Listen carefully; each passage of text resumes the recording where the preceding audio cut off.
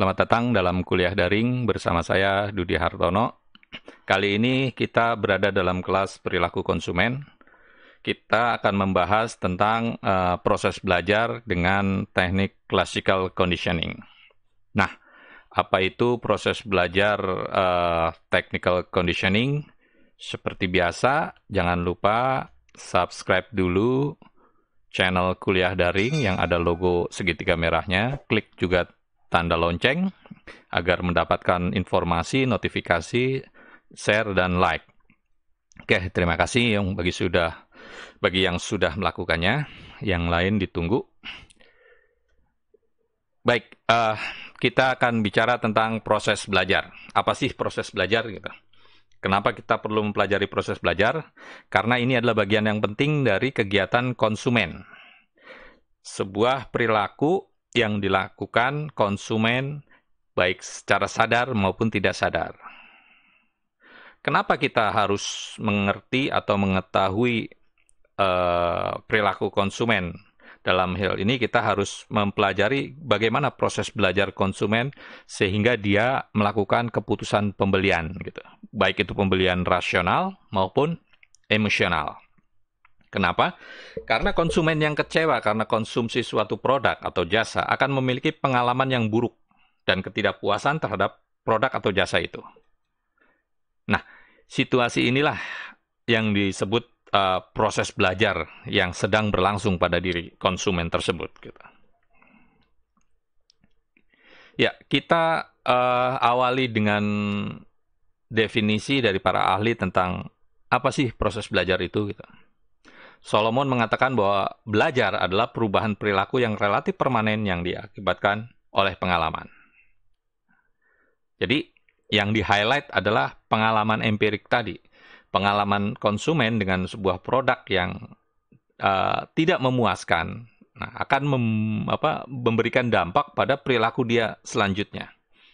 Nah, inilah yang dikemukakan oleh Shifman dan Canuck, bahwa proses belajar konsumen dapat diartikan sebuah proses di mana seseorang memperoleh pengetahuan dan pengalaman pembelian dan konsumsi yang akan dia terapkan pada perilaku yang terkait pada masa datang.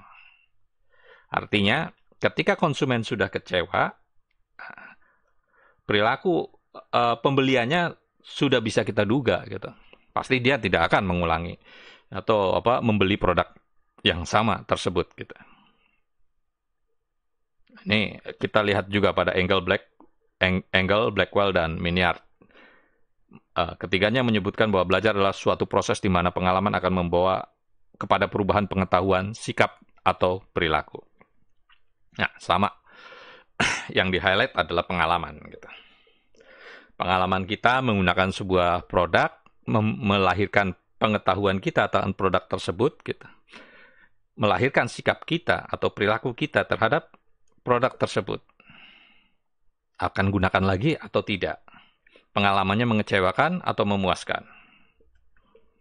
Nah, sebuah proses belajar atau belajar adalah sebuah proses yang simultan, berkelanjutan.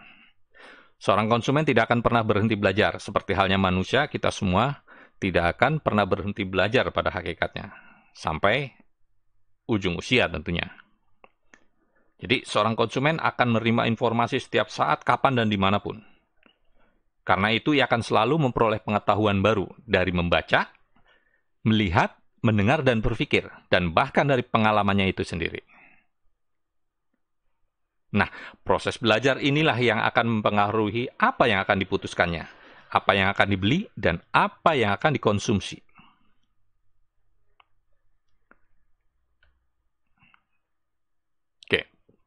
Lagi-lagi kita bicara tentang pengalaman. Di sini pengalaman memainkan peranan yang sangat penting dalam sebuah proses belajar. Meskipun proses belajar itu dilakukan secara tidak sengaja. Di mana belajar merupakan proses mencari informasi yang secara sungguh-sungguh dan sengaja dilakukan oleh konsumen. Itu yang disengaja.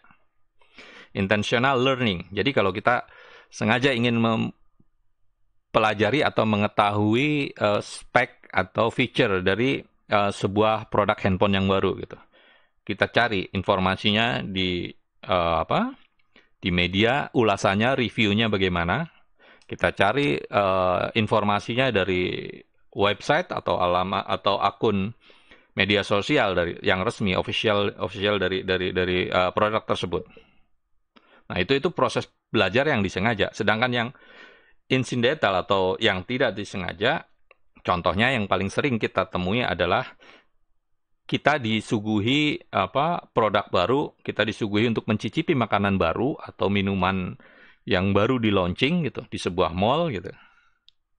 Kemudian kita mencicipinya, kita merasakannya, kemudian kita punya keputusan.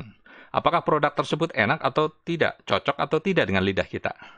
Nah, ini disebut sebagai proses belajar yang tidak disengaja. Karena kita memperoleh pengalaman baru mengenal konsumsi produk baru dari situasi yang tidak kita sengaja. Oke, dua-duanya merupakan proses belajar. Tadi yang disengaja, kita sengaja mencari gitu. Intensi kita untuk mencari informasi baru terhadap sebuah produk, atau incidental tadi. Karena kita disuguhi sebuah produk baru untuk mencoba, mencicipi dan sebagainya. Oke, belajar sendiri secara terminologi ini memiliki makna yang luas.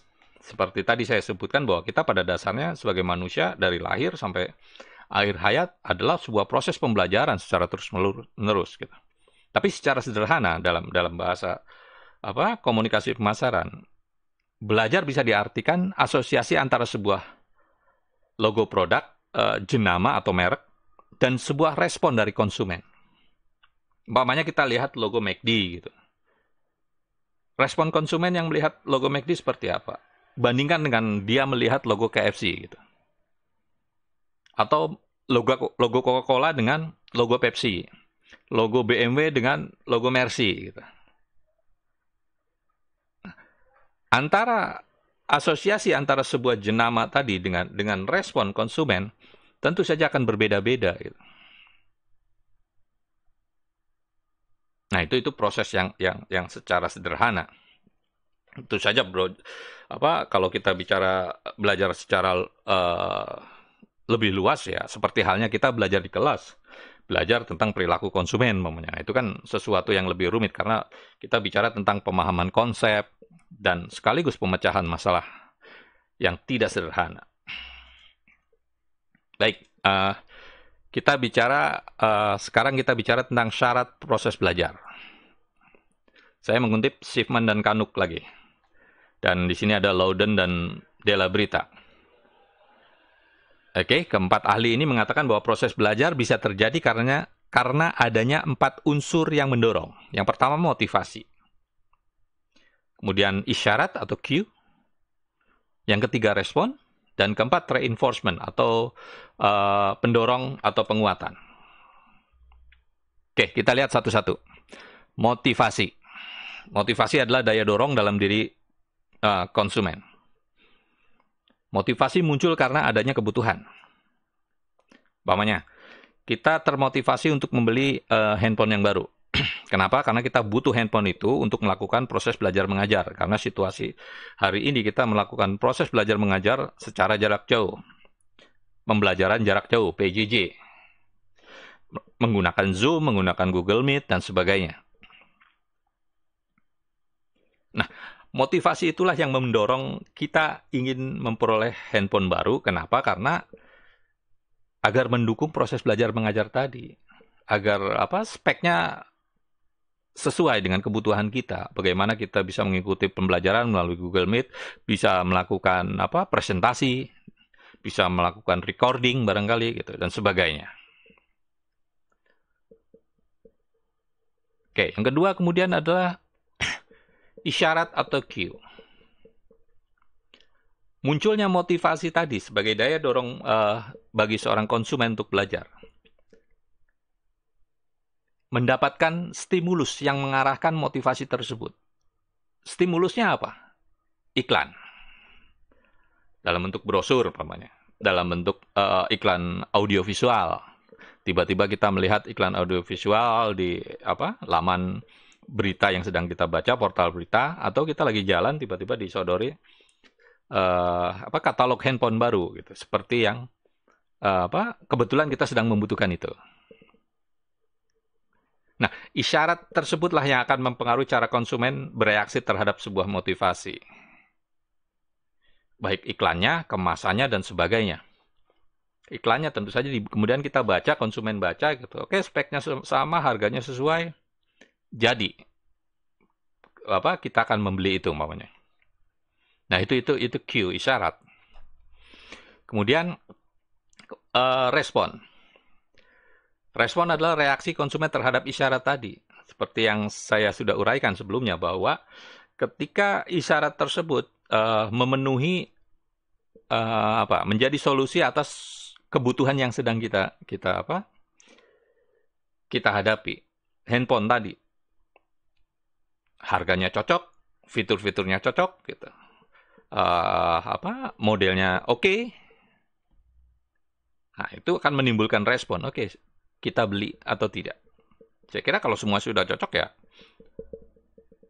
kita pasti konsumen akan membelinya gitu.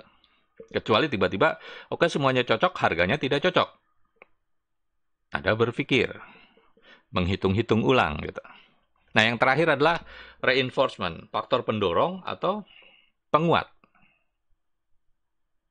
Pendorong adalah suatu yang meningkatkan kecenderungan seorang konsumen untuk berperilaku pada masa datang karena adanya isyarat atau stimulus tadi. Penilaian baik bisa datang dari kerabat, gitu kan? Bisa datang dari teman. Nah, ini biasanya di era digital ini testimoni sangat-sangat penting dalam mempengaruhi perilaku pembelian seorang konsumen gitu. Ketika kita membutuhkan sebuah handphone, katakanlah kita masuk ke marketplace. Kita ketemu tokonya, harganya udah cocok. Kemudian yang kita cari adalah testimoni dari konsumen sebelumnya. Nah, ini contoh dari reinforcement, penguatan. Atau dalam pengalaman lain, umpamanya saya harus terjaga malam ini gitu. Kemudian menyeduh sebuah kopi gitu, katakanlah kopi kapal api gitu.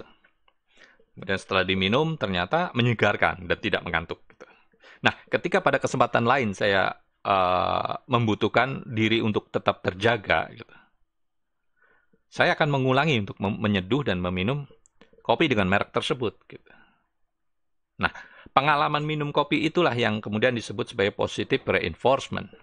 Kalau ternyata saya minum kopi kemudian tetap ngantuk ya, itu namanya negatif reinforcement gitu. Oke ya. Jadi syarat belajar menurut Kanuk dan Schiffman adalah ada 4. Yang pertama balik lagi adalah motivasi, kedua cue, ketiga respon, dan keempat reinforcement.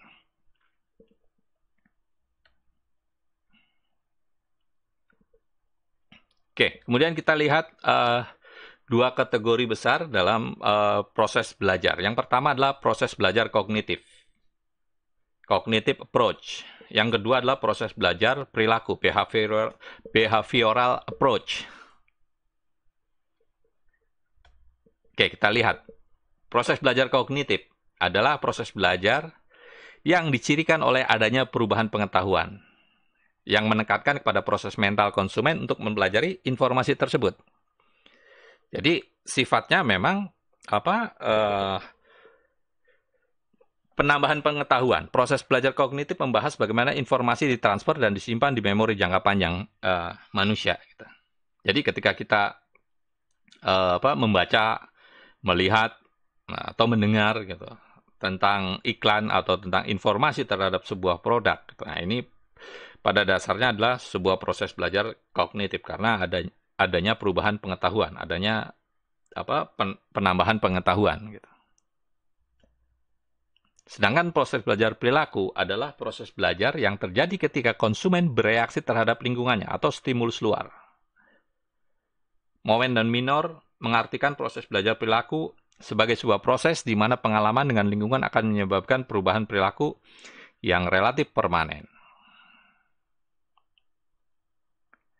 Jadi faktor lingkungan menjadi sangat menentukan, stimulus luar menjadi sangat menentukan reaksi kita sebagai konsumen terhadap sebuah produk. Gitu.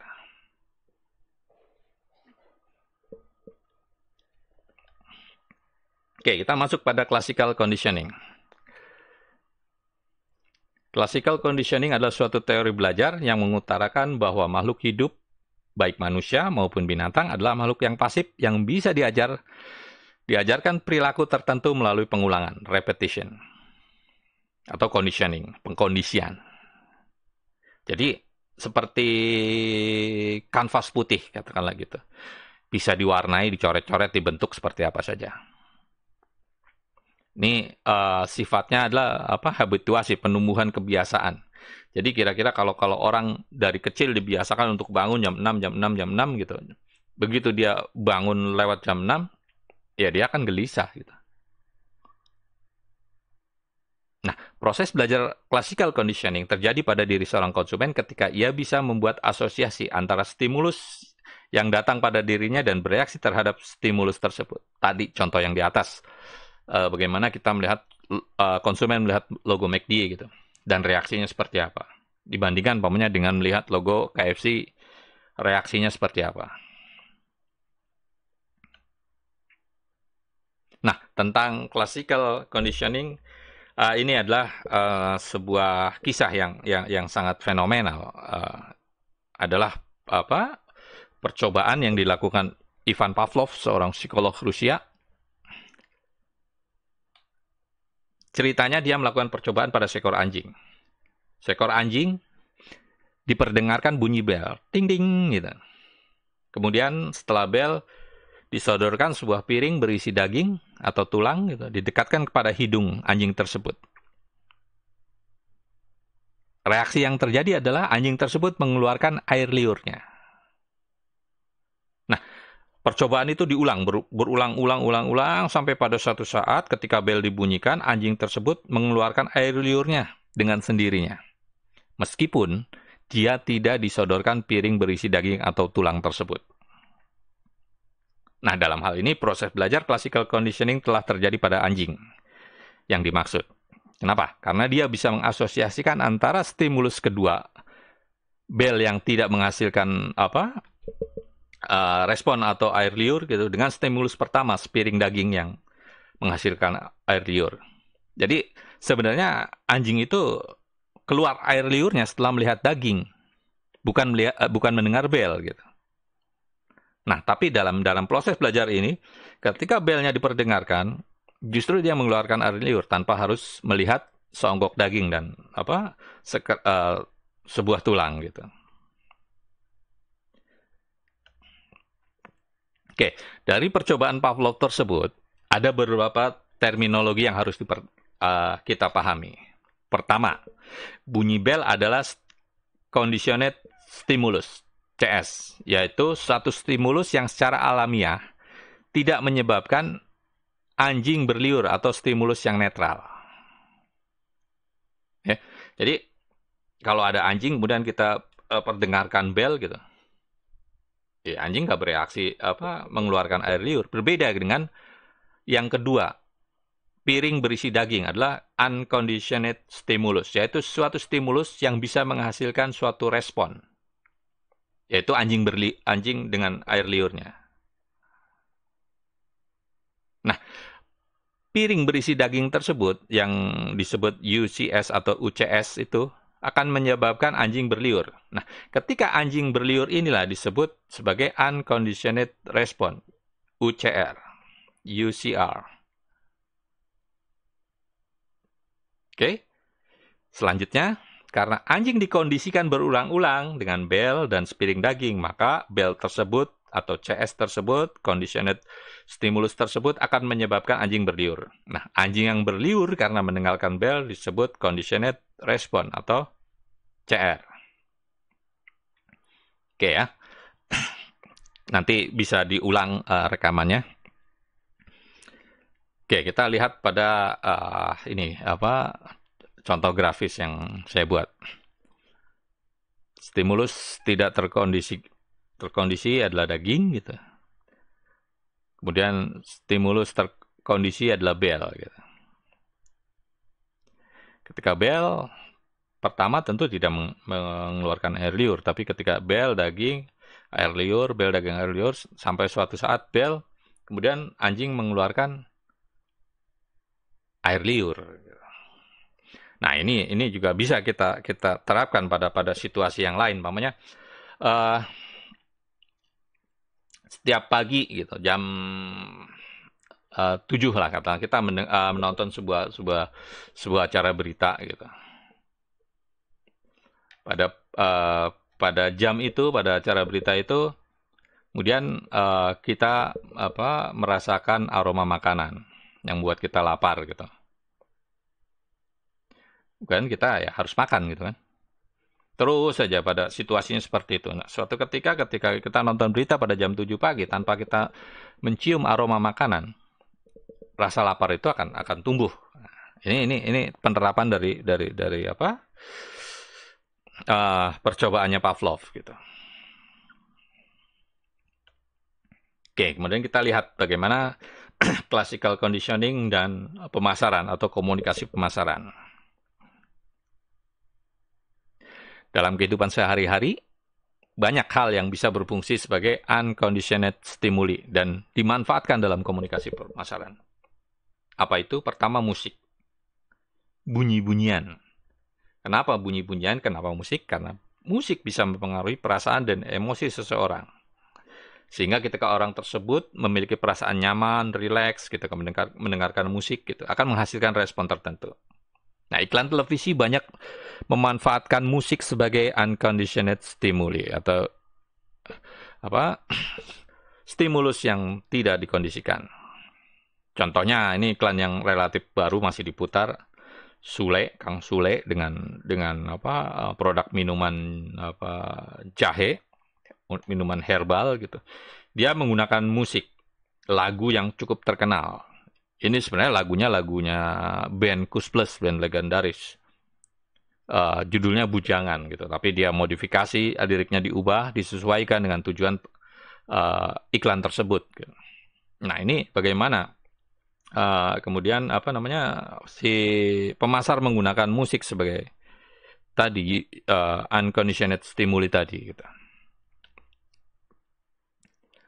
Atau contoh lain, saya sering contohkan biasanya di kelas adalah iklan Honda Beat gitu.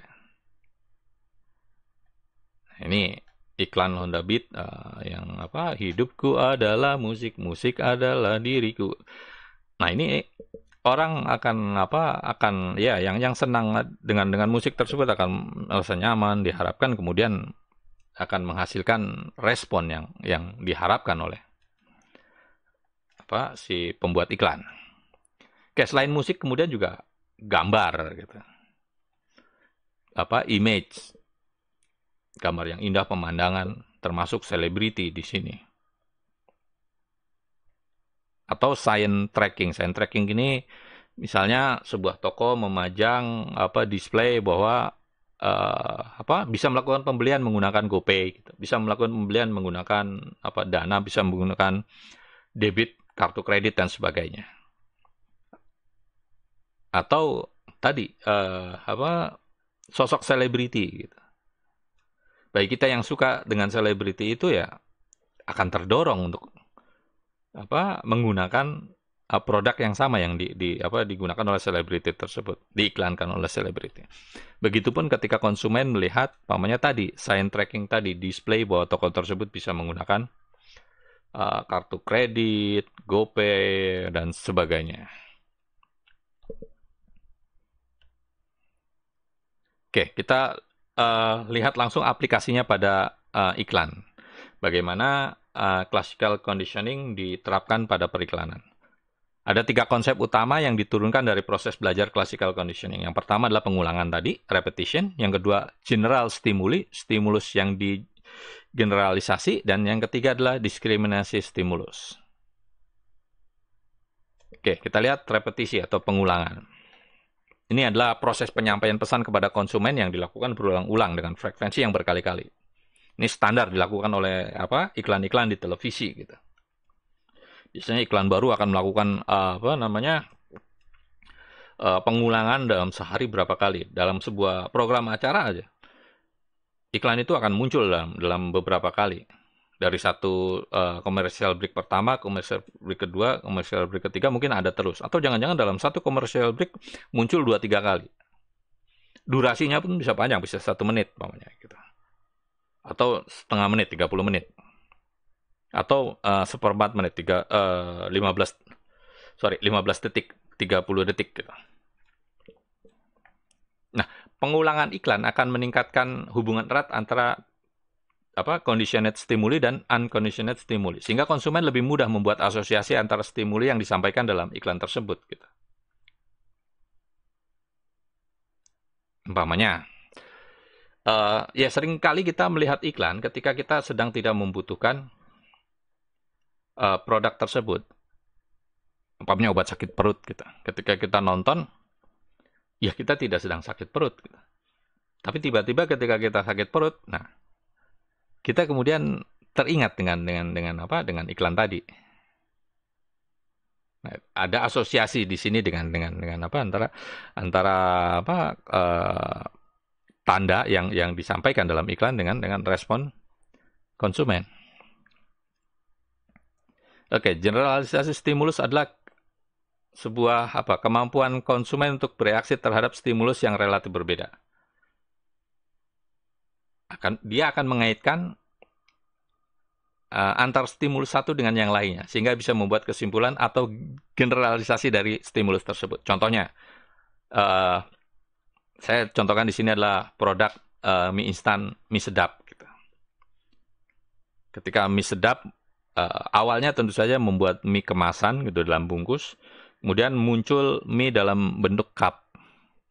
Nah, pengalaman kita dengan mie dengan dalam bentuk bungkus, kemudian akan memberikan penilaian kita pada yang cup tadi, gitu, bahwa ya ini pasti enak, gitu, umpamanya kalau kita suka, atau pasti tidak enak kalau kita tidak suka, punya pengalaman buruk dengan mie kemasan tadi. Nah, ini contoh generalisasi stimulus, gitu. Nah, generalisasi stimulus juga dilakukan dengan perluasan lini produk, umpamanya sebuah merek sabun, gitu. Awalnya adalah sabun batang, gitu. Kemudian dia perluas dengan memproduksi sabun cair, gitu. Atau minuman serbuk, kemudian menjadi minuman siap diminum, gitu. Sudah bentuk cair, gitu. Kemudian selain perluasan lini produk, ada yang disebut family branding, merek keluarga. Ini juga sebuah generalisasi stimulus, gitu. Pokoknya kita menggunakan televisi merek tertentu. Kemudian kita puas dengan merek itu. Nah, ketika kita membeli AC, kita akan memberi merek yang sama. Begitupun dengan mesin cuci. Atau kecap, sambal, botol, gitu. Yang lainnya, gitu. Satu merek. Gitu. Ada banyak proses seperti ini, family branding. Oke, kemudian ada yang menggunakan retail private branding. Ini sering kita temui di sebuah supermarket, gitu, maupun minimarket, gitu. Ada merek-merek menggunakan jenama minimarket atau supermarket tersebut, gitu. Kenapa? Biasanya para supplier yang belum punya nama akan mendompleng dengan mencantumkan atau membubuhkan merek dari si supermarket atau minimarket tersebut. Kalau konsumennya percaya, reputasi supermarket atau minimarketnya baik, ini akan tentu saja memberikan keuntungan kepada supplier dalam hal ini. Karena produknya akan dinilai sebagai yang berkualitas, gitu. Sebaliknya kalau penilaiannya buruk terhadap minimarket tersebut, ya, atau supermarket tersebut, ya akan berpengaruh buruk juga, gitu. Oke, kemudian ada yang disebut look like packaging atau me too product. Ini paling banyak di contohnya pada iklan pada produk handphone. Kalau lihat handphone di pasaran, packagingnya mirip satu sama lain. Tentu saja para follower atau pengikut itu memiripkan atau mencocokkan dengan si pemimpin pasar. Market leader dalam hal ini katakanlah iPhone gitu. Sehingga handphone apapun mereknya, dari jauh ya packagingnya mirip-mirip iPhone, meskipun nanti ketika dilihat speknya, fiturnya dan sebagainya, RAM-nya tentu akan berbeda gitu. Tapi paling tidak dari sisi kemasan, nah ini yang dilakukan oleh para follower untuk mengikuti terus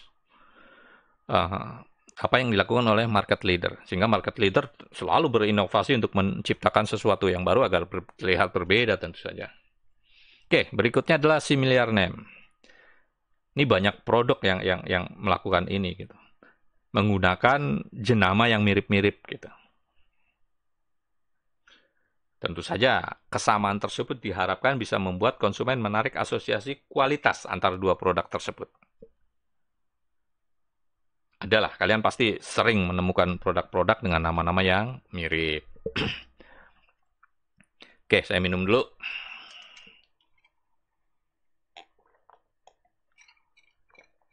Kita lanjutkan. Yang berikutnya adalah licensing. Adalah praktik pemberian merek atau jenama dengan menggunakan nama selebriti, nama orang-orang tenar. Ada banyak selebriti memproduksi parfum dengan namanya. Atau dalam contoh gambar ini, penyanyi dangdut Inul gitu, mencantumkan nama dirinya dalam sebuah rumah karaoke. Kayak di luar negeri tentu lebih banyak gitu. Proses-proses licensing seperti ini. Nah, selain tadi generalisasi terhadap stimuli terhadap produk, juga ada generalisasi situasi pemakaiannya.